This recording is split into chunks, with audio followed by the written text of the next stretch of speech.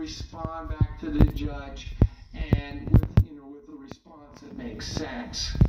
So that concludes this brief 40 or 50 minute talk here on trial objections. I hope you found it important. I think if you studied the things I've said here today, you could do a pretty competent job in any kind of trial hearing, objecting, responding to the various objections that we've been discussing today.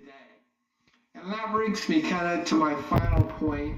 If you think this is interesting or you liked it, be sure and hit the like button. You can subscribe to my channel.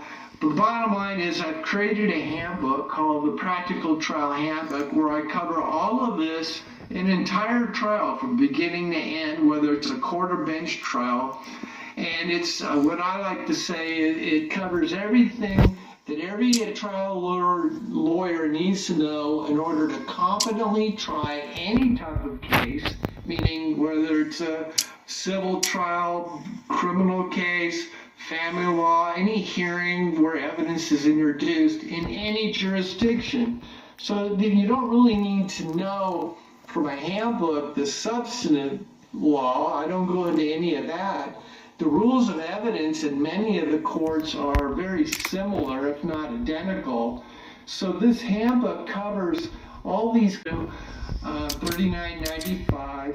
It won't make you a Clarence Darrow or really highly polished trial lawyer, but it'll give you the basics. And it'll allow you to understand the fundamentals and do a good job in the courtroom. And I would highly recommend it for law students thinking about going into litigation, because it really is nuts and bolts, which is different than I believe a lot of the other trial practice handbooks talk about. It's less formal, and my trial tips are very informal, things that I just feel will be helpful in putting your case on. So thank you very much, and good luck in the courtroom.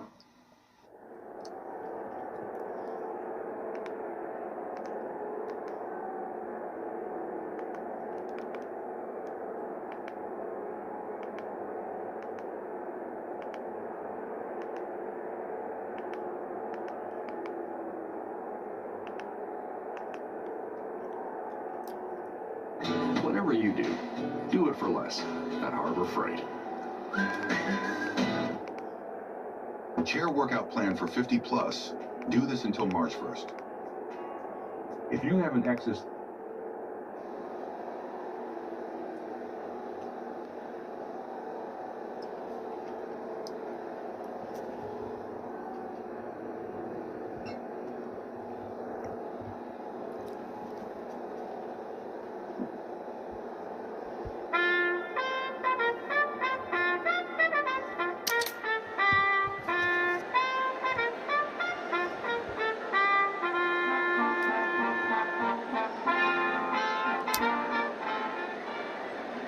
Hello, I'm Seth Guggenheim, Chairman of the Alexandria Bar Association's Lawyer Referral Service Committee. The purpose of this videotape is to assist you in representing yourself before a general district court in Virginia. Perhaps, after watching this tape, you may decide that you don't feel comfortable representing yourself and that conferring with an attorney about your case would be a good idea. Be mindful that the clerks of the general district courts are there to assist you by providing forms and giving you information of a procedural nature. However, the clerks are not permitted to give you legal advice. Any legal advice that you need should come from a lawyer. If you don't know a lawyer, a good starting point for seeking assistance would be a lawyer referral service sponsored by a bar association in your area. The clerk of the general district court nearest you should be able to direct you to a lawyer referral service most convenient to your home or workplace. You may have heard the term small claims court. A small claims court operates with relaxed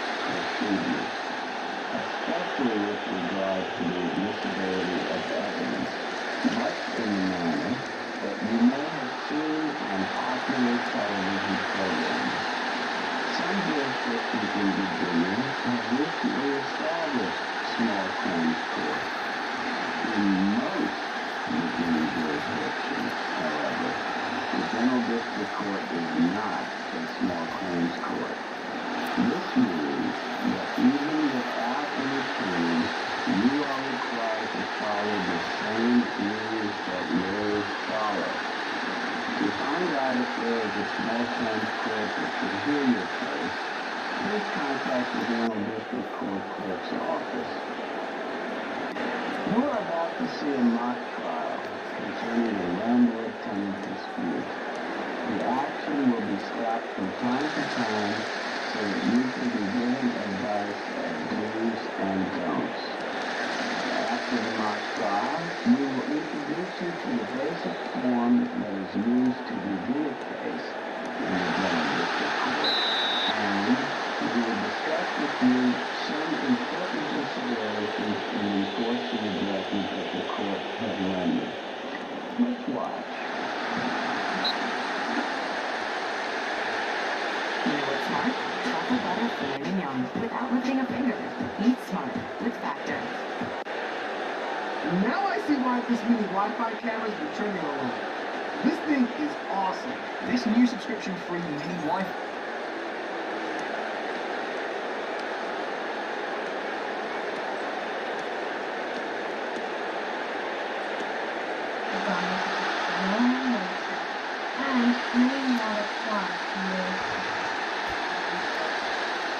It may still be necessary to consult a lawyer for more information, please go to our website at faircollegeofresources.ca or follow us on social media at faircollegeo. I'd like to begin by acknowledging that the land in which we gather is the territory and the traditional meeting ground and house of many indigenous people, including the Creek, Federal, Blackfoot, Métis, and the Today's topic will be about self-represented litigants in criminal and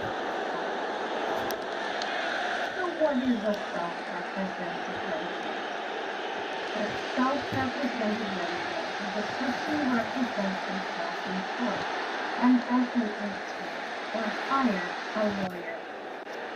English law in Canada recognizes the right to self-represent in court. Over the past decade, the number of self-represented litigants in Alberta has risen significantly. Small claims, or civil, and family court is where most self-representation occurs. More than half the litigants in family court are self-represented, while 40% of litigants in civil claims represent themselves. A victim of crime does not have to represent themselves in court. The Crown prosecutor represents the interests of the victim and society as a whole as they prosecute criminal cases. The Crown prosecutor also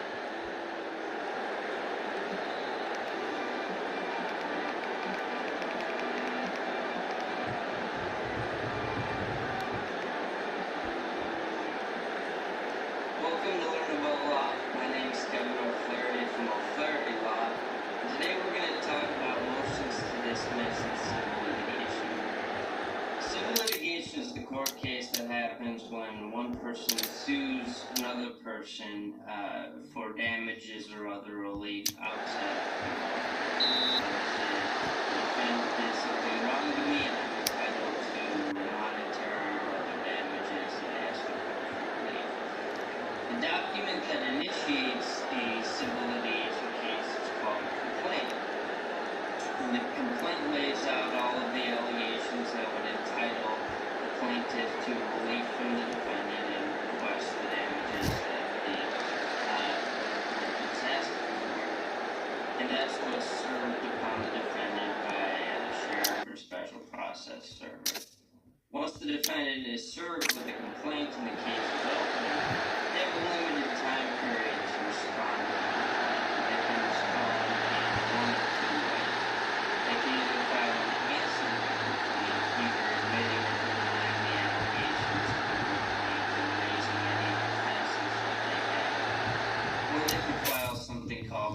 motion to dismiss. And a motion to dismiss is a motion asking the court to basically throw the complaint out of the court, saying it's improper, and dismissing the case without them having to answer.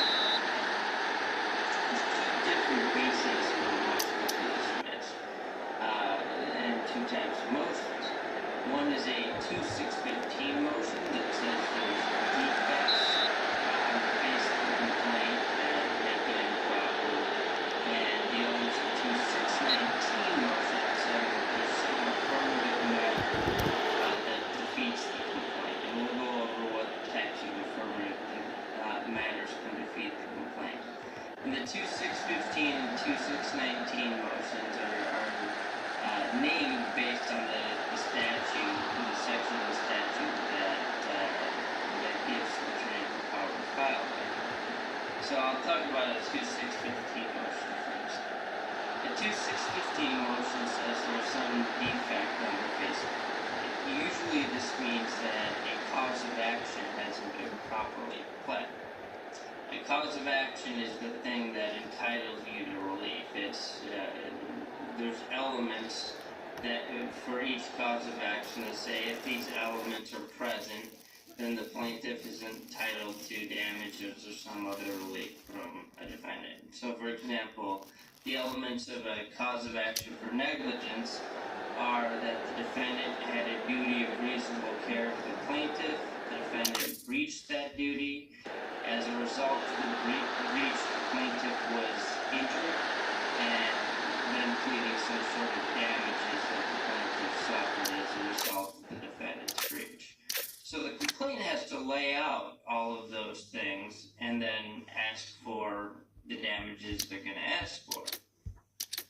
If the complaint fails to do so, the complaint will be dismissed by a 2615 motion. If one of those elements are missing, say they pled that there was a duty and that there was a breach of that duty, but failed to adequately plead that the breach caused the plaintiff's damages, well then the defendant's attorney would file this 2615 motion to dismiss and say, well, they didn't plead all the elements of a cause of action, therefore we can't have a whole case when they're not even alleging anything that entitles them to relief, and therefore the complaint should be dismissed.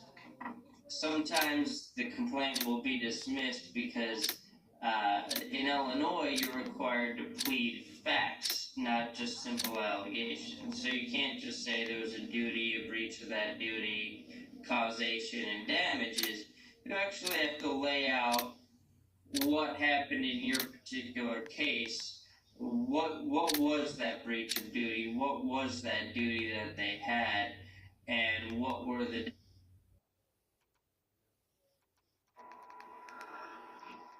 Hey, what's up? Doug from Salt Lake.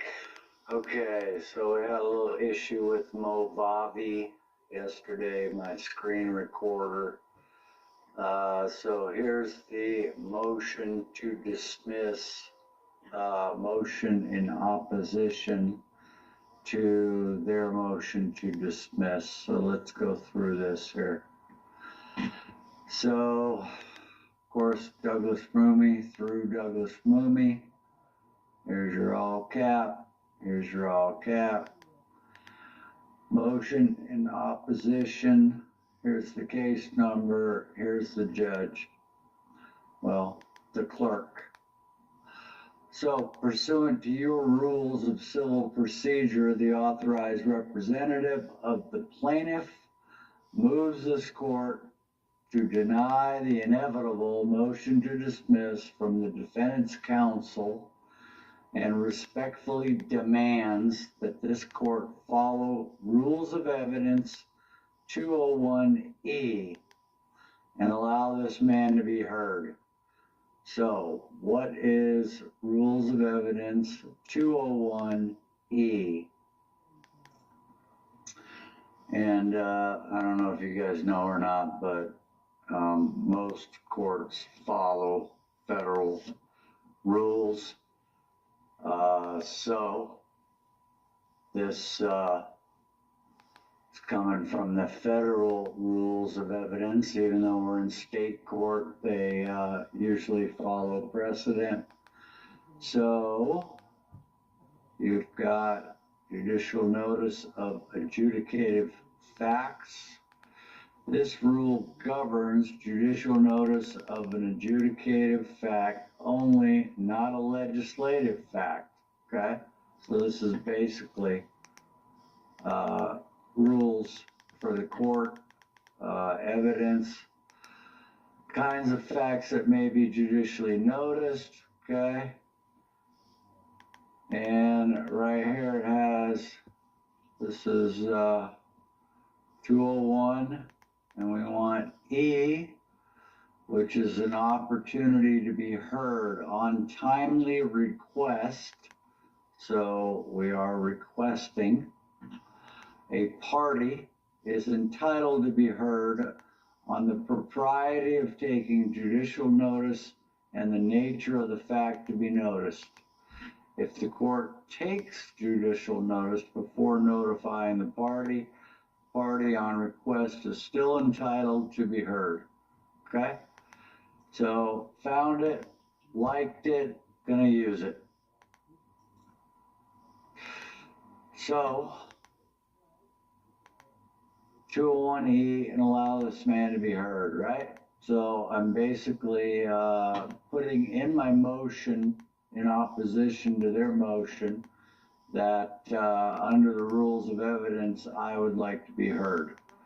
Respectfully, the alleged grounds for the motion to dismiss under 12b-6, that's what they always go with, failure to state a claim, are based on presumptions. Assumptions are not based in equity, and as stated before, statements of counsel are not sufficient for a motion to dismiss, okay? We went through that. Trinsley versus Pagliaro. All assumptions of counsel must be dismissed for lack of standing. Okay? A simple order to show cause will destroy their off-point argument because they know if a man comes into this court armed with the facts, he will prevail. That's why they always want to dismiss everything. Federal court denied me a remedy using the excuse of diversity. Go back and watch those videos. State court denied me a remedy regarding the divorce. This is a court of equity and must afford a remedy. This case is not about those cases. It is single and separate. It is about equity. It is all commercial. It is all about creating debt. This court knows that the plaintiff and the authorized representative are not one and the same, and that this court, ORS and the like, only have jurisdiction over the all-cap name creation. Once this man rebuts joinder and comes to this court in his proper person, in motion, under the correct non-statutory label, this court cannot deny I have rights. Once ORS claims that a private man owes it something, they better have a contract they are enforcing and admit this into the record. If not, it is power of law. This court will notice counsel never addresses the fact that this case has already been settled. This court will also notice counsel never addresses the administrative process conducted by an officer of the state, a notary public, and has no defense as to its validity and substance and its contents. Let's see. And has no defense as to the validity of and substance of its contents. They call it a legal theory, but the meat of the process is not denied. Counsel repeatedly and exhaustively projects an assumption into this case that I have not stated a claim that is false. The plaintiff's claim is clearly and completely claimed as estoppel, or as claims of enforcing a judgment that they are a third party to this alleged judgment and have not provided this court with any proof that they are a party in interest. They have not proven my consent to their jurisdiction, nor have they provided any evidence they are not bound by the FDCPA. Remember, on the last one, all appellate courts have ruled that child support is a commercial debt.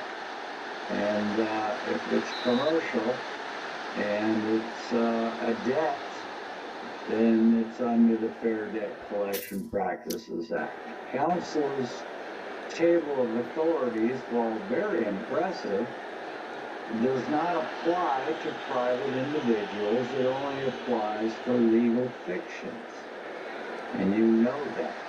Family law is private law. Why is it private law? Because it's between a man and a woman, between two living humans. Both parties must agree to the jurisdiction of the court, consent to it, which I did not. Therefore, this alleged judgment is void from the beginning. I have litigation pending against Chorus and TAG operating in their individual capacity, and I'm drawing those up right now. The statutes and regulations regarding judgments is false because, once again, they saved the judicial notice with the controlling case law that I sent. I just did that yesterday. No judicial authority was present, therefore it is not a judgment. And for the record, I, Better Richard, categorically deny all points of the motion to dismiss seen as argument 1. Mooney's complaint is untimely. False. It's not untimely. Counsel is talking about the divorce, not the administrative process. Plus, jurisdiction can be challenged at any time. Okay? We've been through all those before. Okay? Something that's void from the beginning does not, through time all of a sudden become okay. So, argument 2 that they had was the statute of limitations. False. There is no statute or run on a judgment void from its inception. This only applies if the court was granted jurisdiction, which it was not. Case law from upper courts on this subject is endless. This has nothing to do with my process, okay? So what did they come at me with? It's untimely, wrong. You're talking about divorce. You're talking about the divorce 15 years ago. I'm not talking about that. I'm talking about the administrative process. Okay? Statute of limitations. False. Okay? It doesn't, all of a sudden after 10 years, now it's lawful. Now it's legal. No, it doesn't work that way.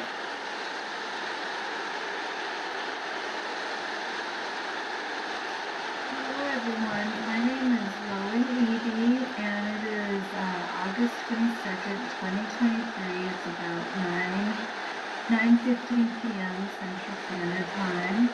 Hey, I just wanted to do this quick recording on the plaintiff's brief in opposition of defendant's motion to dismiss. So, a couple of months ago, Tammy Larson Ryan Larson's mom. Ryan Larson was the young boy that walked out of one of the elementary schools in Papillion La Vista Community Schools, the school district. And so he has not been seen again. And so, Ryan Larson's mom is suing the school district for different causes of action. And typically what happens with a lawsuit is that the defendants file a motion to dismiss. So they come up with reasons, legal reasons to dismiss the case. And that's what the attorneys for Papillion La Vista Community Schools did. And then as far as what the response is, the plaintiffs, they file a motion in opposition of the motion to dismiss. And so what happens is they write a brief, which is a long document that explains why the judge should side with either the plaintiffs or the defendants. So what I want to do tonight is I want to read to you important pieces of the plaintiff's brief in opposition to defendant's motion to dismiss. So it looks like the plaintiffs filed the opposition motion to dismiss on August 17th of 2023. And if you can see my screen, this is what the complaint looks like, or actually the motion to, the brief in opposition to defendant's motion to dismiss looks like. So I'm just going to read some parts to you that I find interesting and important. And then I may add some of my opinions along the way, but the objective is to provide you with an update on this lawsuit that Tammy Larson has filed against the school district. So the brief in opposition to defendant's motion to dismiss reads as follows. Due to the unforeseeable and preventable gross negligence and deliberate indifference by the defendant, Papillion La Vista Community School District, and defendants Jane Doe 1 through 3 and its staff, and collectively the defendants.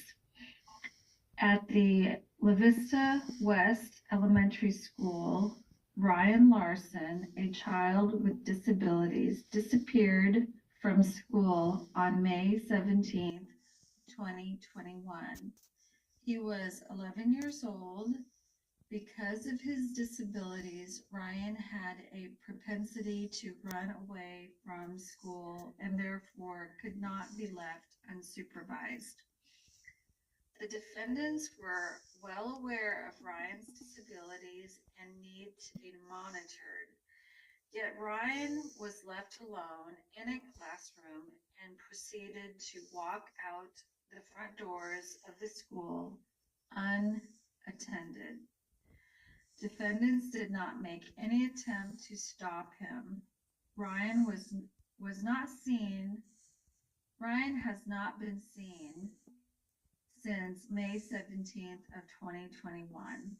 As a result of the defendant's discriminatory and conscious shocking conduct, Ryan and his mother, plaintiff Tammy Larson, have suffered significant trauma, pain and suffering, and the loss of companionship.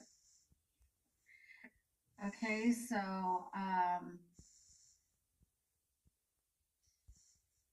I'm just going to read the background to you, okay?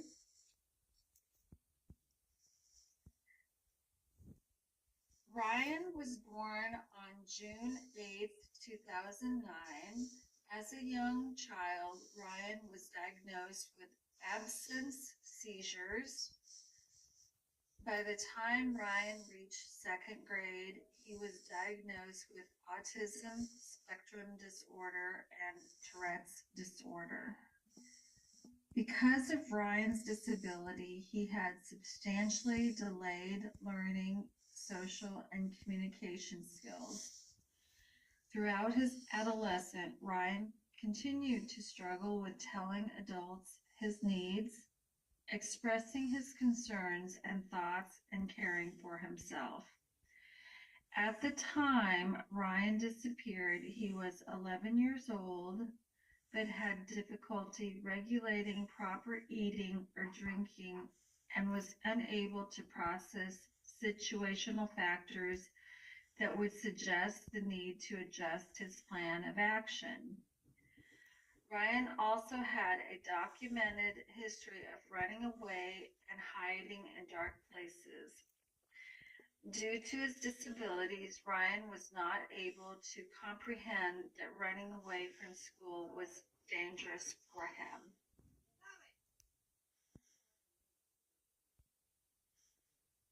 Ryan began attending La Vista West Elementary School as a kindergartner in 2014. Because Ryan was diagnosed with absent seizures, autism spectrum disorder, and Tourette's disorder, Ryan qualified as a student with disabilities under the IDEA and had an individualized education plan, IEP.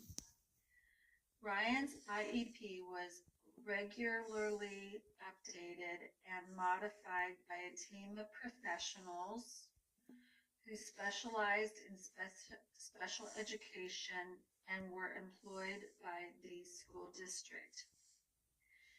Ryan's disability tendencies and behaviors were documented in his IEP so that the school district and staff working with Ryan could understand him and how his disabilities affected components of his daily life.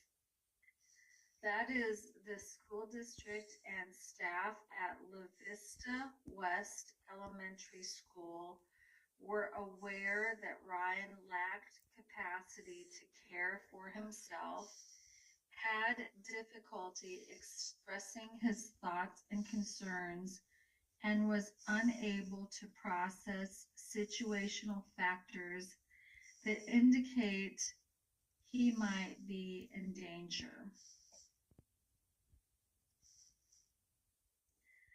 In addition to other documented tendencies, the school district was keenly aware that Ryan had propensities to run away from school and hide in dark places.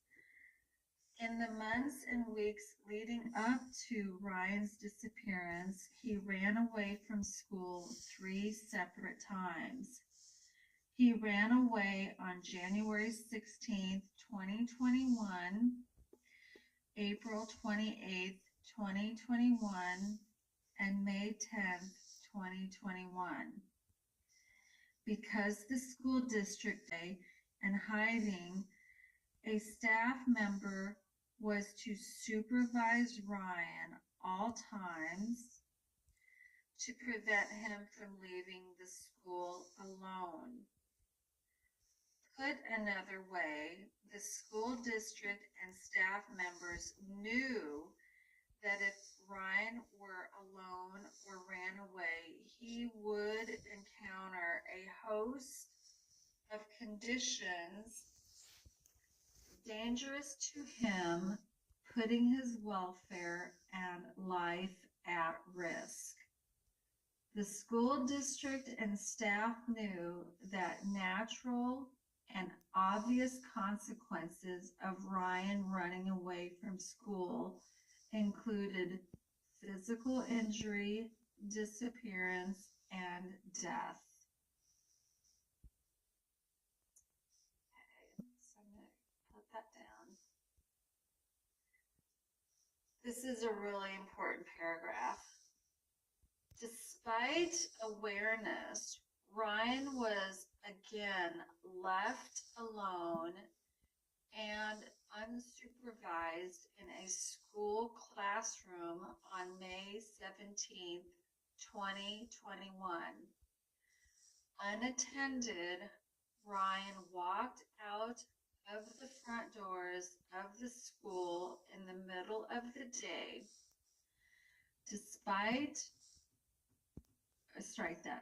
No staff member attempted to prevent Ryan from leaving the school grounds, and no one made any immediate attempt to retrieve Ryan and return him to school. It is probable that Ryan, a child with disabilities who was unable to care for himself, died as a result of his disappearance on